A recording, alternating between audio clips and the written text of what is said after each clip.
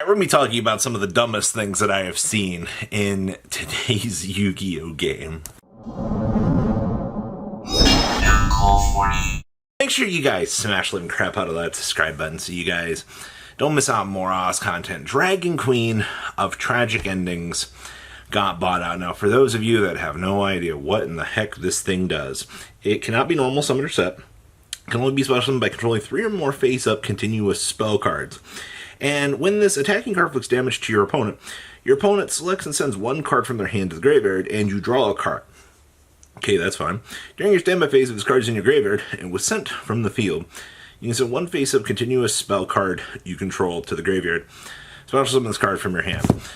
Today on Evidently Edison Buyouts and Chill, we have people looking at Dragon Queen of Tragic Endings. Yeah, this card's a real tragic nothing, absolutely.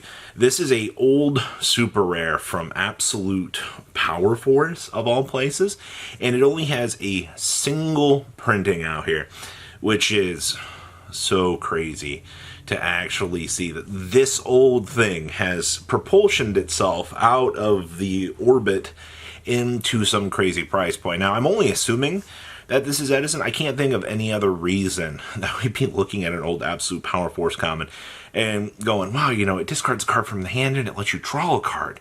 Wow. And that's on a 1900, by the way. That's literally, I think, the worst part here is, you know, the stats on this thing are not the greatest thing in the world. So, I don't know what to tell you. Seeing this card have 0 listings on the market literally was the reason why I sat down today and went, holy crap. What in the world is going on with this? You know, what has possessed this thing of all cards in the Yu-Gi-Verse to decide that it wants to be worth something? I feel like even if it is an Edison buyout, there's just better things to really be having out here. But hey, you know what, market? Okay. Next up is the hype for the Legacy of Destruction Special Edition. Now, we literally showed this, what was it, Wednesday morning. We got a report from Walmart stocking these. I don't have confirmation if Target's going to be stocking these or not as of filming this. It is currently, the version that we saw was currently a Walmart only showing that we saw.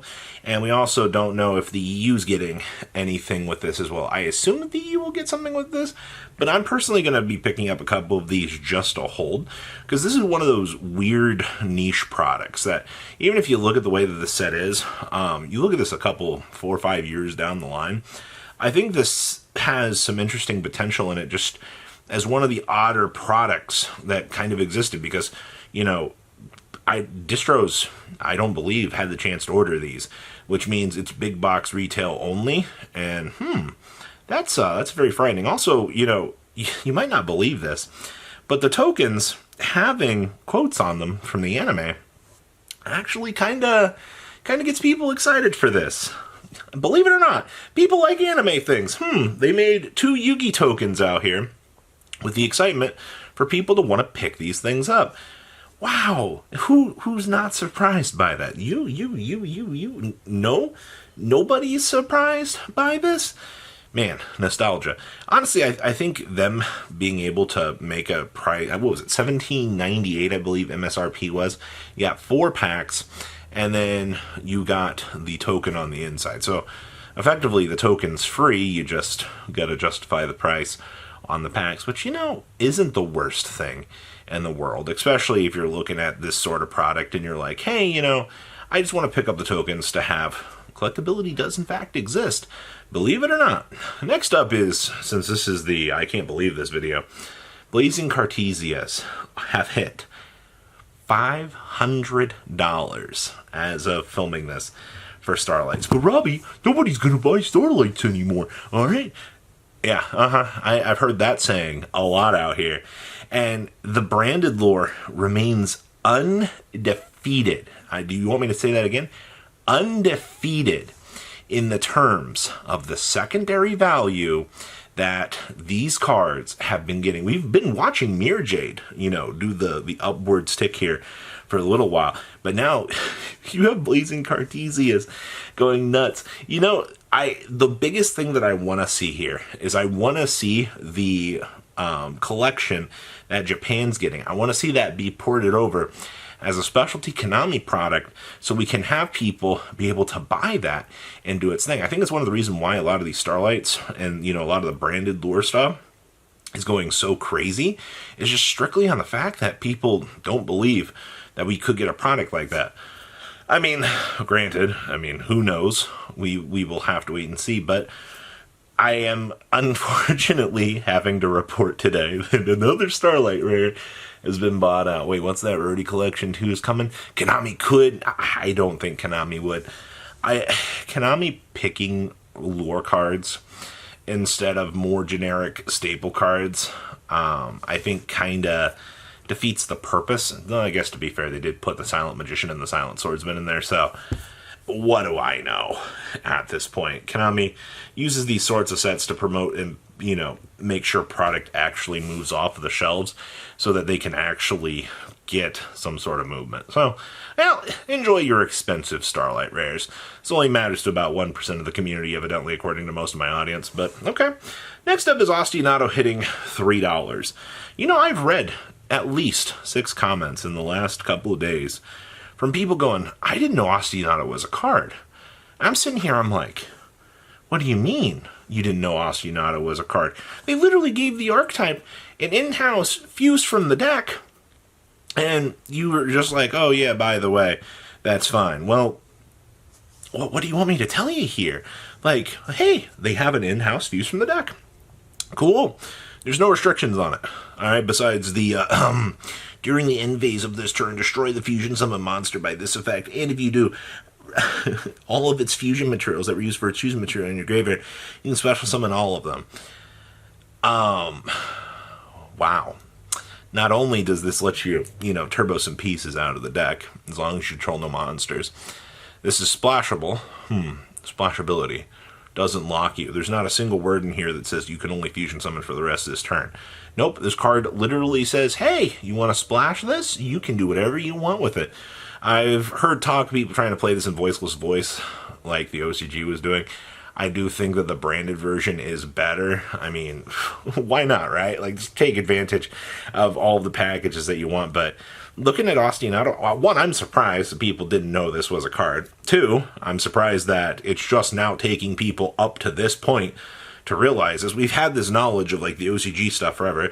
Once again, this just proves to me that people just don't look ahead at cards. And I talk about this all the time on this channel, that, being unprepared will cost you money. And Atinado hitting, $3-4 a copy for some of this stuff, I'm not surprised at all. Nor should you be. All right. But, hey, I guess, just, once again, this is a real card. It's not a creative card. And it's been around since the 2019 tins and before. All right, and the next one is, I guess this really isn't such a crackpot theory, but people are just now figuring out that the rabbit that we got yesterday for card of the day, being able to pull out trap monsters for a double-sided negate, or being able to use Apostle, the swamp deity, to further negate things, is actually pretty good. Huh. So that means now we got to sit here and now we got to look through all the trap monsters. Now we got to take advantage of looking at all this stuff and going, wow, we have all these different trap monsters. You even have Guardian Slime out here. People are looking at, well, we can turbo out the Egyptian God Slime a little bit easier. The point of all of this is Konami made a literal card that says, hey, you slap 2 effect monsters together, you have a double-sided negate now on a trap card. All right. Does promote technically the ability to want to play trap monsters, which in itself is pretty cool. I'm happy to see that. Honestly, I understand why they saved it for pretty much the end of the rainbow out here. It's actually pretty good that trap monsters, I'm going to clap for it. Trap monsters finally got some much needed support. It just took a fake illusion monster to make it all happen. But hey, you know what? Technically, trap monsters are technically ace in the holes, so I can understand why the rabbit in the hat would be the one to interact with it. It's kind of cool, honestly. So what do you guys think about everything? Yeah, this video was inspired by Dragon, Queen of Tragic Endings, people that didn't know Atinado was a card, and the fact that people just seem to be confused out here with the events of the game. Yeah, I don't get paid enough for this. You guys have a good rest of your day, alright? And always remember, alright, just because you knew about this, and I'm filming this talking about this, doesn't mean that the other 1,000 people watching this didn't know. Alright? The world's a small place, but be more open-minded. You guys have a good rest of your day. Patrons, thank you.